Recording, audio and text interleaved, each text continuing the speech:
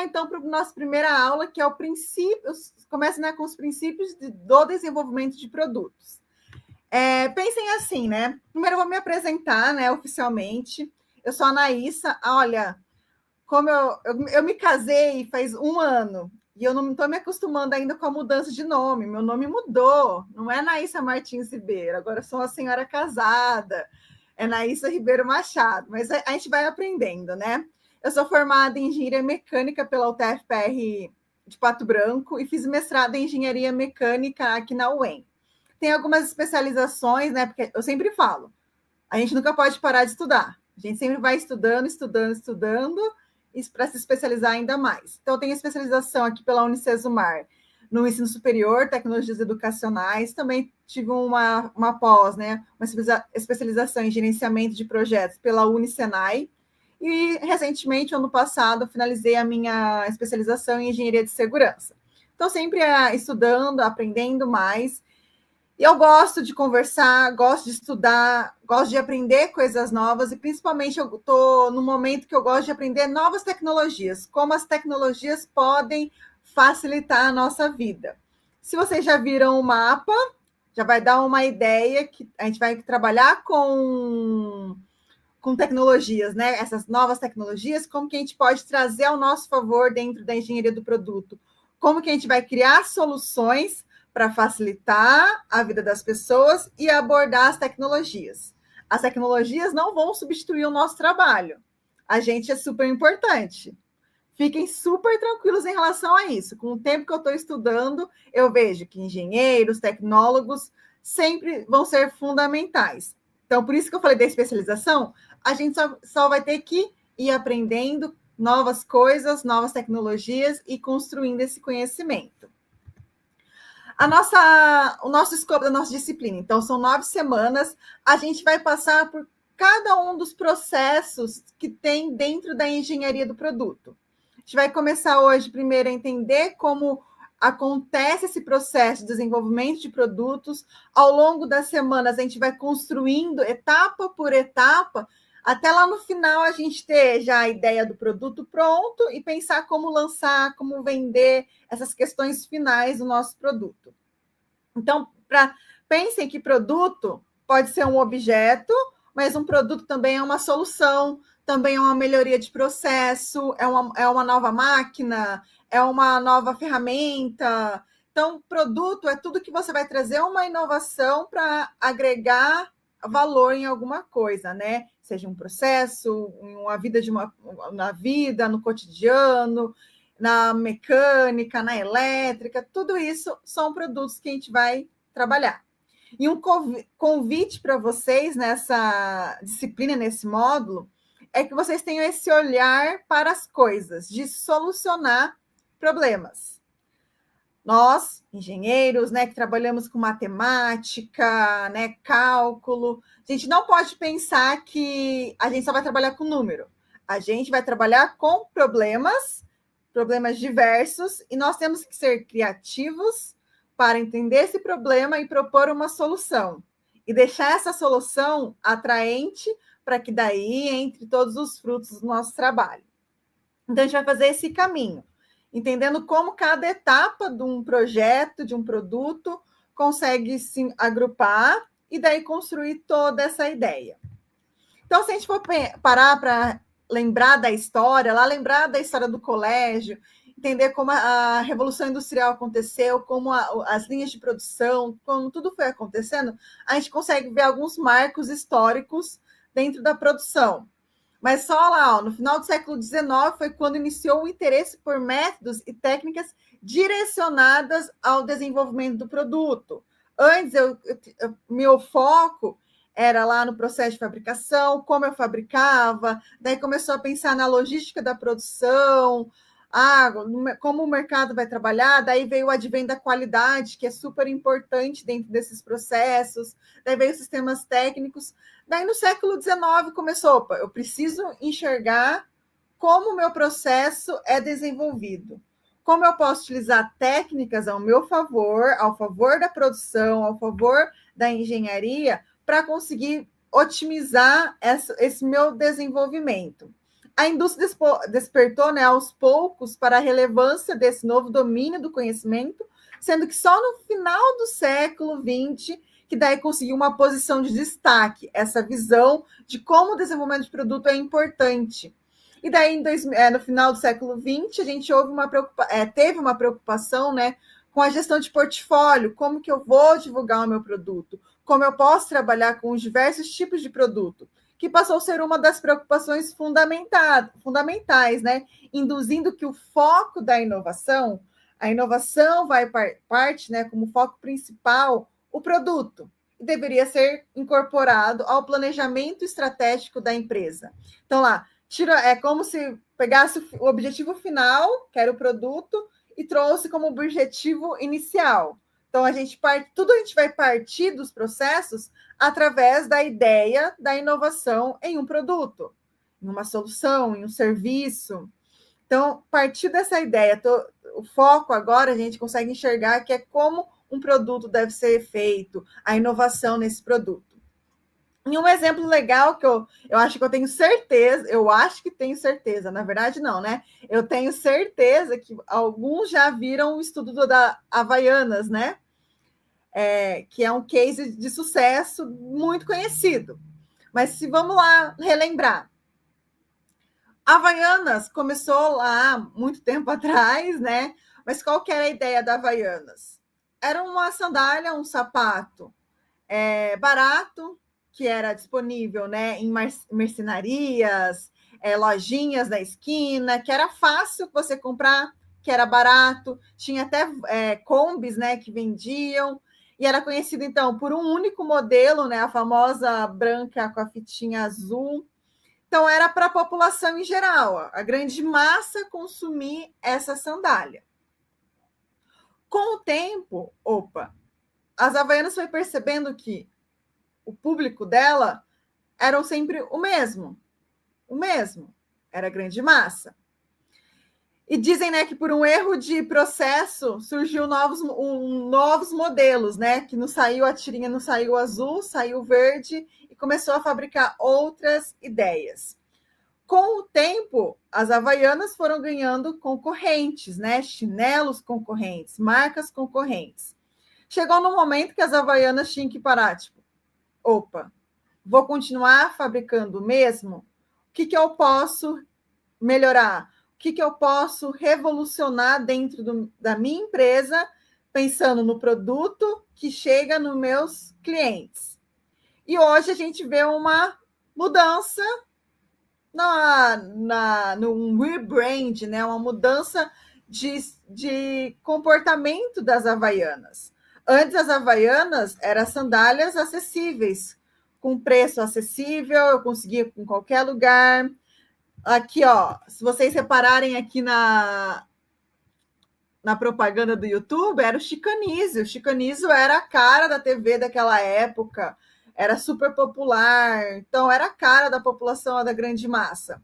Agora, o que a gente vê nas propagandas das Havaianas? A gente vê artistas globais, a gente vê uma forte presença nas redes sociais, né, no TikTok, nas Havaianas. Por quê?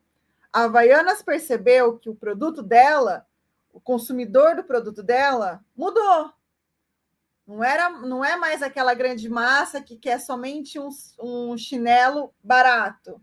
Ela quer um chinelo confortável, que tem estilo, e ela foi expandindo as marcas dela. Hoje em dia, aqui, ó, a Havaianas não faz mais chinelo, ela faz uma mala de viagem só custando R$ 979. Super acessível, né? Super barato. A gente tem lojas dedicadas a Havaianas, né? Na Oscar Freire, em São Paulo, que é uma rua conhecida pela moda. A gente tem lojas da Havaianas em Paris, em Londres, em grandes centros que a moda que é forte. Hoje a gente tem chinelo da Havaiana, gente, acreditem, por R$ 179,99. Super barato, super baratíssimo. Então, as Havaianas enxergou que, o mercado está mudando, o cliente está mudando. Então, se eu manter a mesma coisa, ele vai chegar no momento que morreria. Eu acho que a Havaianas não morreria, né? Mas ela ia ficar estagnada na mesma situação. E uma empresa, ela não quer ficar estagnada. Ela quer um crescimento, né? Ela quer ganhar mais, ser mais presente no mercado. Então, ela enxergou o produto, viu como os clientes estavam se comportando e foi inovando, foi trazendo mudanças internas que foram pensadas, né, para atingir as mudanças externas. E foi desenvolvendo, né? Que é um exemplo bem legal. Aqui, ó, alguém falou mais aqui, a JBL, Yakult tem o seu público e nunca mudou sua embalagem. Perfeito, mas o Yakult também mudou um pouco o público, né? O Yakult, quando eu amo Yakult. Quando eu era criança, super tomava, mas agora tinha a ideia de Yakult só para criança. Hoje em dia a gente tem o Yakult para 40 mais, né? Para as pessoas mais velhas, porque entendeu que a formulação do Yakult também é benefício para as pessoas mais velhas. Então, a gente consegue entender algumas aplicações reais, né? A evolução mercadológica, isso mesmo. Então, vai mudando o mercado, a gente tem que pensar como o meu produto vai usar. E a da Havaiana todo mundo usa, e hoje realmente é todo mundo, né? Vai para o exterior, compra as Havaianas caríssimas, né? O pessoal está colocando a caneta Bic, verdade? A caneta Bic é um exemplo, né? Tinta, não, chinelo de rico. A caneta Bic, né? A gente conhece a caneta Bic, a vermelha, as cores primárias, né? Primárias não, né? Vermelho, azul e preto. Mas a gente vai ver, a Bic também tem outras cores, outras canetas, foi expandindo o valor, a marca, né? Os produtos, mas sem perder a essência e se manter também dentro do mercado. Aqui eu só trouxe os exemplos das Havaianas mais caras, tá? Mas ainda tem. Nossa, Juliano, uma Havaiana mais de R$ 80 na sua cidade? Ah, meu Deus. Cara, hein? Mas a gente encontra ainda em alguns mercados as Havaianas mais tradicionais, lá no R$ 39,90, R$ 40. Então, lá praticamente para todo mundo, desde das pessoas mais ricas até a grande massa, a massa ela consegue absorver. Ó, o Matheus trouxe um exemplo legal da Kodak, né, que abriu a falência após a baixa das câmeras fotográficas, porém viu um nicho nas lentes de óculos e agora retornou recentemente. Verdade, ó. Vai transicionando, ela tem que sempre ter a visão do mundo, a visão de como o mercado, como as pessoas, a gente vai entender que a engenharia do produto, ela tem que muito ouvir o cliente, o que o cliente quer, como o mercado, como as coisas estão acontecendo para a gente traduzir em oportunidade de negócio, em soluções, em produtos. Então, ó, como atingir todas as classes e provar que as Havaianas possuem um produto para calçar qualquer cidadão. Tem as Havaianas lá que calçam desde os mais simples até os mais sofisticados. A Havaianas hoje em dia tem. Então, por quê? Ela trouxe a inovação. Ela enxergou as oportunidades e trouxe a inovação. Não se restringe mais na Havaiana azul com fita, com o cordão lá, com a alça azul. Agora eu tenho um leque de oportunidades. Então, a inovação é você trazer algo novo e esse novo vai gerar um rendimento, né? Vai se tornar um negócio. E nesse caso, as Havaianas, um negócio bem rentável. Então, o processo de desenvolvimento de produto, ele incide em várias atividades que buscam por meio das necessidades do mercado. Então, está olhando o mercado e das restrições existentes. Então, lá, um olho no mercado, um outro nas restrições que existe, que cerca essa pessoa, essa empresa, para obter, né, especificações de projeto de um produto e o seu procedimento de produção, para que as indústrias, fábricas consigam produzir. Então, quando a gente fala de processo de desenvolvimento de produto, é uma área multidisciplinar. Eu preciso de várias pessoas, vários conhecimentos técnicos se conversando para que todo esse caminho aconteça. Da identificação de uma oportunidade de negócio, de uma necessidade de mercado, de uma restrição, para obter as especificações do projeto de um produto, para entender quais procedimentos de produção até vender. Então, é uma área multidisciplinar que muitas pessoas são envolvidas. Então, lá, um engenheiro mecânico vai focar muitas vezes na fabricação, para entender qual é o melhor processo de fabricação a utilizar. O engenheiro de produção vai olhar como que eu posso otimizar os processos, pensando sempre no planejamento e controle da produção, né? Otimizar os processos. Aí eu vou precisar de alguém do marketing para entender como esse mercado tá acontecendo. Então, é uma área multidisciplinar. Eu preciso de várias capacidades e competências para conseguir criar todo esse fluxo de processos, né? Opa.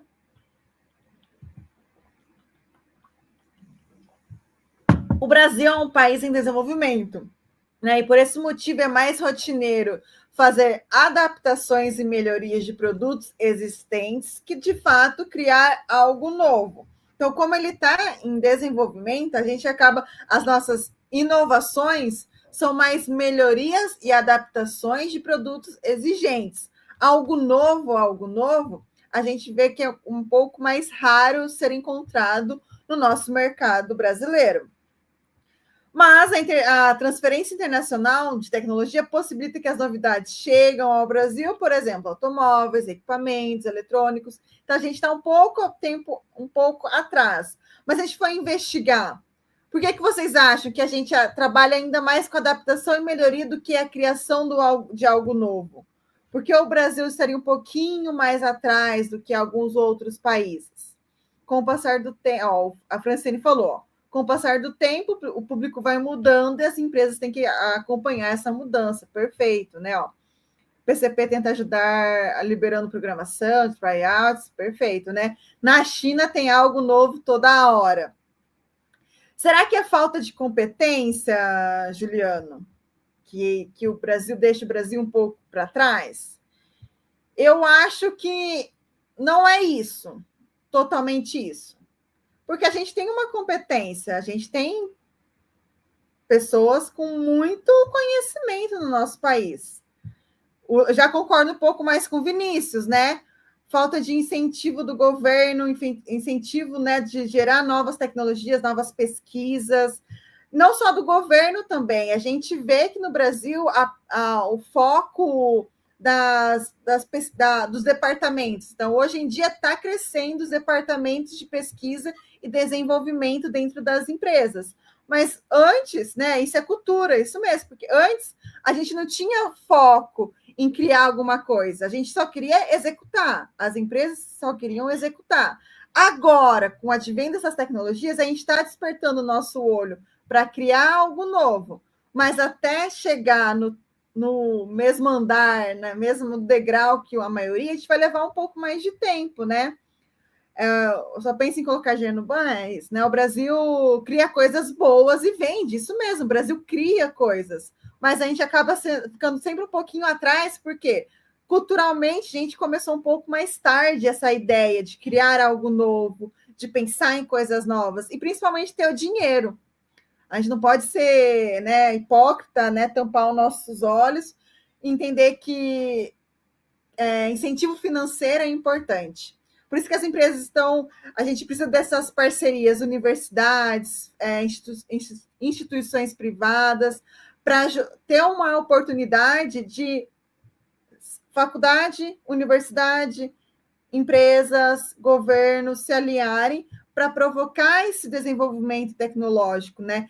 Despertar essa curiosidade, esses jovens, né? Gente, eu também trabalho com jovens, eu trabalho com o Senai também.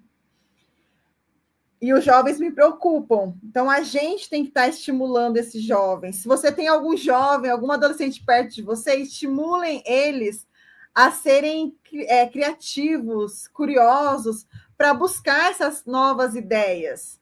Porque com o tempo a gente vai provocando, vai crescendo e vai exportando mais e mais ideias para o mundo afora. O campo científico do Brasil ele é muito grande, mas muitos cientistas, né, pesquisadores, desenvolvedores, saiam do Brasil, porque ainda o incentivo é muito pequeno. Então, vamos ter esse olhar, buscar esse incentivo, a gente ser, né? A gente ser, nossa, português morreu agora. Desculpa, gente, desculpa, é que eu estou muito animada. Mas a gente tem que pensar como nós podemos ser, né, esse agente de mudança, ter soluções, ideias inovadoras e expandir, né, levar para empresas, governo, procurar bolsas de incentivo, né, para tentar pensar nisso, né? Então, lá, como acontece o processo de desenvolvimento de produto? A gente vai separar em algumas etapas.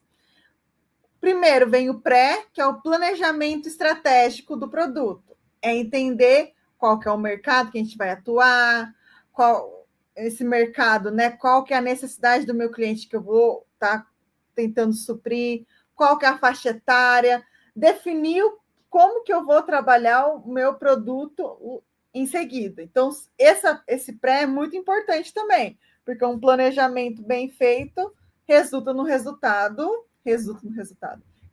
em algo positivo, né? Você tem uma segurança maior durante todo um processo. O processo de desenvolvimento em si começa, então, com um projeto informacional, conceitual, detalhado, a preparação da produção até o lançamento do produto. A gente vai passar por cada uma desses projetos, dessas etapas, e vai entender as ações que eu tenho que cumprir em cada uma delas. A gente vai perceber que nesse processo de desenvolvimento é fundamental a documentação, porque ter um documento, ter uma base registrada, facilita muito próximos produtos, próximas ideias. Quando a gente sabe o caminho que tem que executar, os outros caminhos ficam mais fáceis. Então, tem essa ideia. A gente sempre vai estar passando pelas etapas, sempre trazendo documentos, informações que podem também surgir como base para projetos futuros. E o pós é a parte final, né? O pós, né? Acompanhar o produto, como que está o meu produto? Teve um lançamento bom? Como está se mantendo no mercado? E sempre nesse pós também é uma forma de você buscar novas ideias para começar esse ciclo de desenvolvimento de produto de novo, né? Isso é um ciclo. Eu vou descontinuar esse produto para criar um novo produto, uma melhoria, e assim esse ciclo de vida vai se mantendo. Então, o pós, eu também tenho essa visão de oportunidades que eu vou executar. Então, primeiro, a gente precisa ter geração de ideias. Vocês se acham criativos? Essa é uma pergunta boa. Por quê? A geração de ideias surge em função de propósitos que vão melhorar, adaptar ou inovar algum tipo de determinada tarefa, evento, produto, serviço. Então, lá, a geração de ideias surge de uma necessidade, de alguma coisa, de algum propósito pode ser melhorar, adaptar ou inovar alguma coisa. E é óbvio que nem toda criação terá um resultado satisfatório, né? A gente consegue ver que não é toda ideia que se torna um Tesla. Uma ideia se torna um grande sucesso. Porém, cabe aos gestores analisar para conseguirem trabalhar com as ideias que possivelmente não irão falhar. Então, nessa geração de ideia, é o momento que a gente vai fazer o brainstorm, né, a nossa chuva de ideias. E daí, quem é o gestor, quem tem essa visão analítica, ela tem que analisar. Das ideias que surgiram, qual é a melhor? Qual que é o que tem mais chance de dar sucesso, aquela que não irá falhar, né? Legal, me parece ser o mesmo processo de gestão de projetos. E isso, Aloir, a gente trabalha muito PMBOK junto com a engenharia do produto, tá? Elas estão andando bem juntos. Dê um abridor de latas para um jovem. Se conseguir resultado positivo, abrir uma lata, é um gênio para os demais. Nossa, Antônio, você está muito pessimista para a geração. Somos os reis da adaptação técnica, gambiarra, e daí mostra, né, Jurley, como o povo brasileiro é criativo. A gente cresce com as gambiarras, né? A gente, desde criança, a gente está a nossa vida é cercada por gambiarras. E gambiarras, adaptações técnicas ao nosso ajuste técnico, né? São possíveis ideias para se tornar uma inovação. Se bem trabalhada aquela adaptação técnica, ela pode se tornar um negócio. Então, a gente tem que estar praticando, né? Praticando a nossa mente para gerar ideias, e algumas ideias podem ter sucesso bem trabalhadas. Então, nessa geração de ideia, nessa etapa de criatividade, a gente tem a inspiração inicial, e eu nunca esqueço um professor da faculdade, que ele falava assim, ó, engenheiro tem que ver o mundo sempre pensando em possibilidade de solução. Você vai assistir um filme, você tem que analisar as possibilidades daquele filme para soluções para os nossos problemas. Então, a gente tem que ter sempre essa visão de como eu posso solucionar, de como eu posso aprimorar, melhorar, adaptar uma situação. Então, tem essa inspiração inicial, tem uma preparação dessa ideia, incubação, você está nutrindo ela, né? Você está trabalhando com ela para ver se ela realmente vai ser uma ideia boa. A iluminação, poxa, aquele estalo que eu precisava para encaixar tudo, e daí eu tenho que verificar se aquela ideia realmente é uma ideia possível de ser aplicada, né? Então, esse é um processo de criatividade. E nós temos que ser criativos, pensando em soluções, pensando em novas ideias, novos projetos. Existem 3 categorias principais quando a gente fala de técnicas para geração de ideias.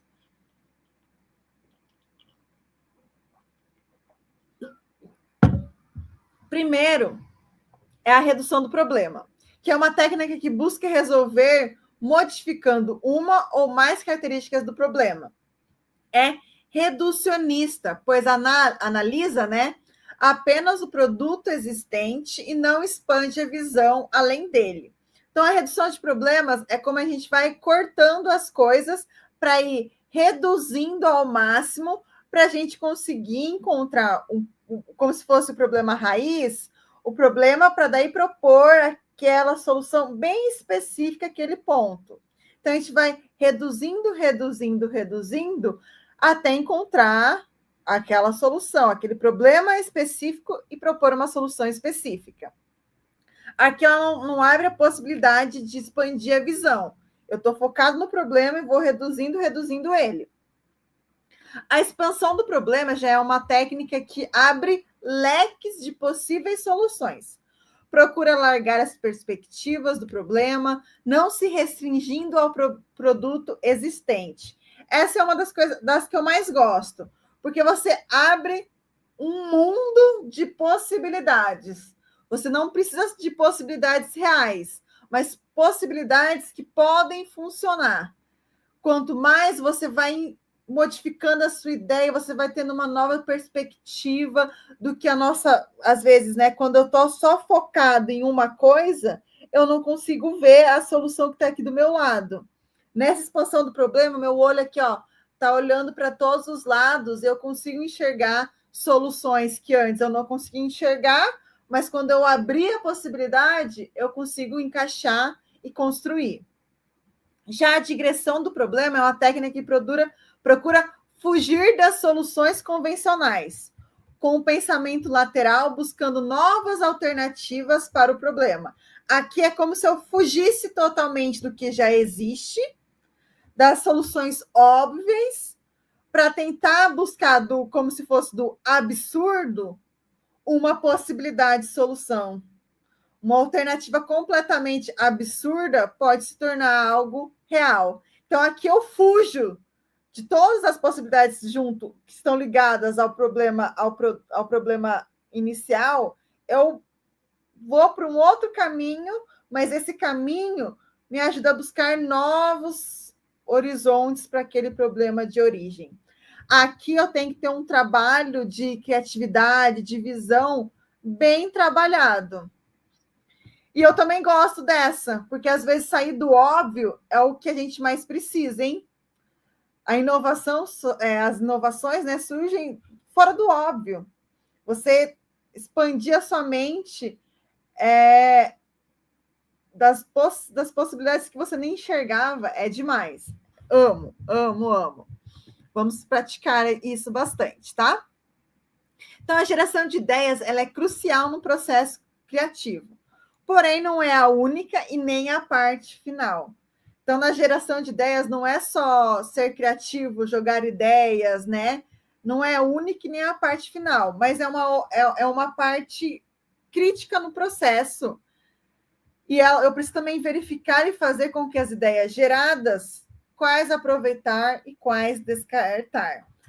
Eu gosto de trabalhar bastante com a ideia de prototipagem rápida, né? Com os sprints, a metodologia ágil, que até está no fórum de vocês, né? Para a gente discutir sobre as metodologias ágeis, porque são metodologias que, a proposta, né? Com curto tempo, você propor uma ideia e já trazer uma solução.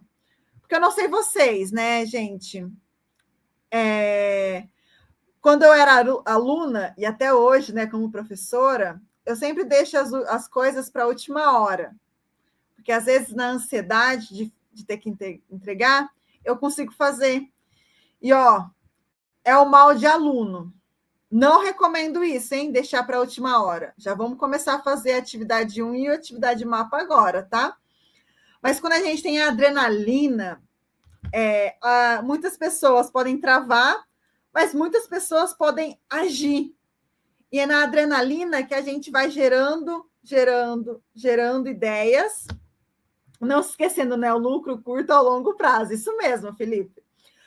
Mas então, quando eu vou gerando ideias, essa loucura, mas ao mesmo tempo que eu tenho que ter essa loucura, eu tenho que estar centralizado e entender que todas essas ideias absurdas que eu lancei, essas ideias maravilhosas, têm que ser possíveis de ser aplicadas. Eu tenho que conseguir aproveitar. Eu tenho que conseguir executar. Eu falo algumas vezes com meus alunos, propor soluções para a vida. Eles pensam lá um avião que dá ré. Beleza? Agora a gente entendeu que avião pode dar ré. Ou foguete pode dar ré, né, gente? A gente já viu isso. Mas será que um aluno de 15 anos vai conseguir executar um foguete que dá ré? Não. Então a gente tem que tentar, do grande, do macro, tentar ver o que a gente consegue fazer, as nossas capacidades atuais, nossos recursos atuais. Então, lá, no desenvolvimento do produto, a gente precisa ser criativo, tem que fugir do óbvio, mas um óbvio que consegue ser realizado. O incrível que eu consigo fazer, que a minha empresa consiga fazer. Então, eu tenho que pensar nisso. Na geração de ideias, eu tenho que ser muito criativo, mas, ao mesmo tempo, voltar para a realidade e enxergar o que eu posso, que realmente pode ser feito, que realmente pode ser executado. Então, ter essa ideia. As palavras, né, o texto, eles aceitam tudo. Eu posso falar tudo, mas quando eu vou executar, não é bem assim, não é tudo que eu consigo executar. Então, eu tenho que ter essa ideia. Então, a gente consegue medir, tem algumas medidas de sucesso quando a gente está trabalhando com produtos no mercado, né? Então, a partir do momento que eu coloco o meu produto no mercado, ele à venda, ele deve se pagar, né? Então, todo é a conta básica, né, para uma empresa. Se eu vendo alguma coisa, pelo menos ela tem que se pagar, né? E é nesse conceito que muitas pequenas empresas, né, profissionais autônomos se perdem, né? Eu vou virar confeiteira e só cobro o valor da matéria-prima. Poxa, e a mão de obra? E o gás de cozinha, né? Não tem toda essa análise dos custos realmente que são incorporados, né, naquela criação daquele produto, enfim. Outra coisa importante, né? A gente vai ver que essa parte dos custos é importantíssima no desenvolvimento do produto, né? Então, todo o custo que foi incorporado desde a criação até a fase de comercialização deve ser retribuído. Então, tem que entrar dinheiro e, principalmente, ter lucro. Nenhuma empresa cria um produto novo para ter prejuízo, né? O que move o mercado, que move tudo é o lucro, é o dinheiro, sendo, né, o retorno capital investido acrescido do lucro. Quando a gente vai estudar, né, sobre as medidas de sucesso, como esse lucro vai vir e as estratégias, a gente consegue ver algumas estratégias que o mercado, que as empresas, né, os desenvolvimentos de produtos trabalham. A primeira estratégia é ofensiva, que o foco é a pesquisa e o desenvolvimento e a inovação constante no produto. Então, como que ele vai, qual que é a estratégia dele? Sempre ser as coisas mais inovadoras, o investimento muito alto na pesquisa de novos produtos, não está muito focado na engenharia de produção, no prazo para entregar ao mercado, não é o maior foco, mas sim é a inovação, a geração de patentes de produtos novos, ser o primeiro a lançar essa coisa inédita. E foca muito no marketing técnico. Olha, a minha empresa é uma empresa inovadora porque eu criei isso, eu estou pesquisando melhorar isso. A defensiva já ela está atrás da ofensiva. Ele lança, a ofensiva lança um produto, ela corre para buscar atrás daquele produto para lançar quase junto, mas sempre atrás. Ela não está com foco na pesquisa. Ela está com foco, ó, no prazo de entrar no mercado. Ela não pode ficar muito tempo atrás da ofensiva. Então, ela investe no tempo de resposta, né? O prazo de entrega para o mercado, também na inovação, no design, e na patente não forte, né? Porque ela sempre vai estar um pouquinho atrás da ofensiva. Aqui a gente consegue ver muito empresas de tecnologia, né? Que uma lança uma ideia, o outro já corre para não ficar atrás para lançar, né? E daí fica nessa luta para a gente, né? Que nosso celular sempre vai estar defasado. Nunca vou ter um celular de última geração, porque eu não tenho coragem de pagar, né? Sou um pouco mão de vaca, confesso.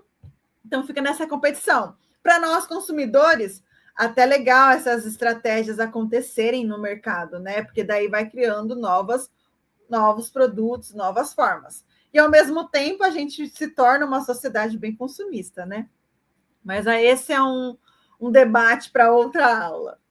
E daí a estratégia tradicional, ela está focada na engenharia de produção, em fabricar. Normalmente são as empresas que estão há muito tempo no mesmo ramo e ela só quer se manter nesse ramo produzindo. O foco dela já vai ser nos processos, de como eu posso melhorar a minha produção. E a estratégia dependente são, por exemplo, empresas que o cliente é outra empresa. Então, lá, eu sou uma empresa de suspensão.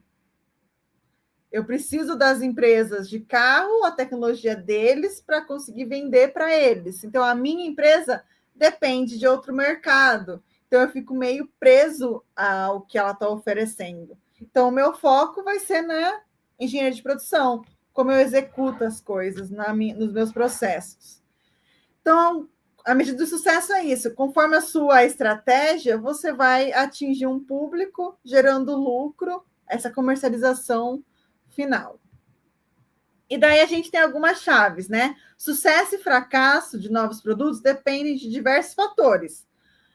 Não medir o sucesso não é uma tarefa muito simples, né? Vender muito, mas vendeu muito quando? No lançamento, mas depois acabou. Foi qual? Lembra do Apple Glass? Agora não lembro. Mas no começo, nossa, foi um boom de compras do óculos da Apple. Mas depois de uma semana, todos os clientes estavam devolvendo os óculos porque dava náuseas, dava enxaqueca, dava dor de cabeça e voltou tudo. Opa, foi um sucesso na primeira semana, na segunda semana tudo acabou. Então não é simples, né? Mas a gente consegue ver algumas características, né? Sim, 5% de vezes, né, de ter mais chances são forte orientação para o mercado. Eu estou focando no meu consumidor, trazer benefícios para o meu consumidor. 3 vezes, né, vezes mais chances, né, de ter sucesso quando meu planejamento e especificações prévias. Então, já tudo está definido, bem planejado. E 2,5% de chances é fatores internos, né? Ter um marketing muito bom, ter a área técnica junto com a área marketing, né? Opa, tá sempre se comunicando. E a gente precisa conhecer os nossos clientes, a gente vai bater bastante nessa tecla. Do nosso cliente surge a oportunidade de negócio. Então, conhecer ele é conhecer as funções que o meu produto deve desempenhar, o nível de desempenho, a confiabilidade que aquele cliente espera, a comodidade de usar, o preço que o cliente está disposto a pagar. Né? Aqui o pessoal está falando lá dos celulares, super caro, tem prazo de validade. Opa, tem algumas empresas que surgiram por causa disso, né? Entenderam que o cliente estava disposto a pagar um preço X, entregaram aquele produto naquele preço X com uma qualidade percebida naquele preço. Então, eu preciso conhecer o meu cliente, eu consigo obter um desempenho satisfatório no lançamento desses meus novos produtos. Então, ó, o entendimento e o atendimento das necessidades e desejos dos clientes são são um dos direcionamentos de melhores resultados de negócio. Quando eu ouço meu cliente, entendo o que ele está falando e atendo, transforma aquela necessidade em um produto com as funcionalidades, tem chances bem grandes de ter um resultado vantajoso, de ter sucesso, né? Então, a gente vai trabalhar isso, o nosso ouvido, a nossa visão, a nossa mente está sempre conectada ao nosso público-alvo. Pode ser um cliente, pessoa física, pode ser um cliente, um outro departamento dentro da empresa, pode ser outra empresa, pode ser você mesmo que está tendo ideias que você quer gerar produtos para você, né? Então, sempre está ouvindo, tendo esses sentidos mais sensíveis. E para dar um direcionamento, né, direcionamento de como a gente pode conhecer os clientes, faz necessário obter a voz dele. Aqui a gente sabe que a população, né, temos gerações diferentes, né? Os baby boomers, a geração X, a geração Y, né, que são os millennials, daí a gente tem a geração Z, e agora a gente tem até a geração alfa, né, que são as pessoas mais novas ainda, que são completamente diferentes. Então, cada geração foi moldado num contexto histórico, né, na realidade que aquelas pessoas estavam vivendo e foram crescendo. Então, para a gente conhecer o nosso cliente, a gente tem que entender isso. Porque um milênio não é igual a uma geração Z. Uma geração Z não é nada igual a um baby boomer lá do final da Segunda Guerra Mundial. Então, vai mudando. A faixa etária muda tudo. E qual é a técnica que será utilizada para obter essas informações? Onde está o meu público? Meu público está na internet, então eu vou coletar as minhas informações pela internet. O meu público está no mercado, no supermercado, está nas lojas. O meu mercado está no sindicato de metal, né, de metal mecânica. O meu cliente está numa indústria têxtil. Então, onde meu cliente está, eu vou entender como coletar as informações. Qual será o tamanho e a composição dessa amostra para conhecer o meu cliente? Eu vou pegar uma pessoa só? Não, tem que ouvir várias pessoas para conseguir entender as necessidades e construir a melhor que vai agradar o máximo de pessoas possíveis, né? Como essas pessoas serão selecionadas e questionadas. Isso é muito legal para você estudar e construir essa base de informações. E daí a gente, ouvindo o nosso cliente, a gente consegue construir um pouquinho levantar as necessidades dos nossos clientes em vários tópicos. Primeiro, a gente consegue ver as funções exigidas. Se a gente pegar um relógio, poxa, um relógio, no mínimo, gente, tem que marcar a hora. Mas hoje em dia, um relógio não marca mais só a hora.